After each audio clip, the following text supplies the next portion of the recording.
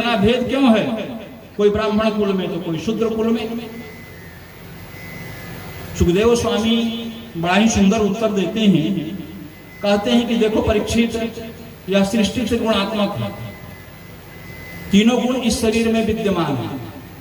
तो जैसा जैसा जीवन रहन सहन आचार विचार होता है उसी के अनुसार उसके शरीर में गुणों की वृद्धि होती है।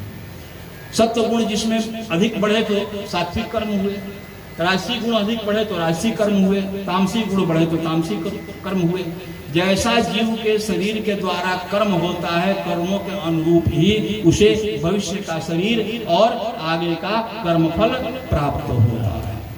कहा कि जीव जैसा कर्म करता है अपने कर्मों के अनुसार नरक आदि को भी प्राप्त करता है, स्वर्ग आदि लोगों को भी प्राप्त करता है और नरक आदि लोगों को भी प्राप्त करता है। अब यहाँ परीक्षित जी महाराज के मन में शंका हो गया, कहा कि महाराज ये नरक कहाँ है? इसी धरती पर है कि कहीं और है? सुखदेव जी महाराज कहते हैं कि नरकों की स्थिति इसी धरती पर दक्षिण दिशा की ओर बताई गई है। दक्षिण दिशा में नरकलोक बतलाया गया है और इसके अधिपति जो हैं वह यमदेव हैं, यमराज हैं। और जीव जैसा कर्म करता है उसके अनुरूप नरकों की प्राप्ति होती है। कहा कि इस संसार में पर धन हरण और पर स्त्री गमन सबसे बड़ा अपराध माना गया है। और जो इन दो पाप कर्मों में लिप्त होता है उसे तामिश्र नामक नरक प्राप्त होता है। इस तामिश्र नामक नरक में घोर अंधकार है और जीव को अनेक प्रकार की यातनाएं सहनी पड़ती है, कोड़ों की मार पड़ती रहती है। कहा कि जो पर स्त्री का दूसरे की स्त्री का गमन करता है, व्यभिचार करता है उसे अंध तामिश्र नामक नरक प्राप्त होता है।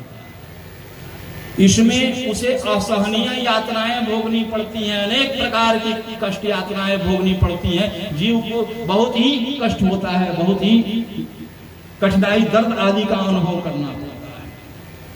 कहा कि जो मैं और मेरा मान करके जीवन जीता है उसे रौब नामक नरक प्राप्त होता है। और जो केवल अपने लिए जीता है, बाकी उसको संसार में किसी से मतलब नहीं है, केवल अपने लिए जी रहा है, तो जो केवल अपने लिए जीता है उसे महारौब नामक नरक प्राप्त होता है। इसमें रुरु नामक एक जीव होता है जो सर्पाकार जीव होता है।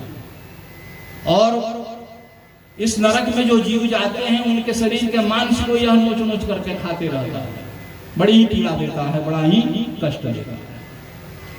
जो दूसरे जीव की हत्या कर करके आजकल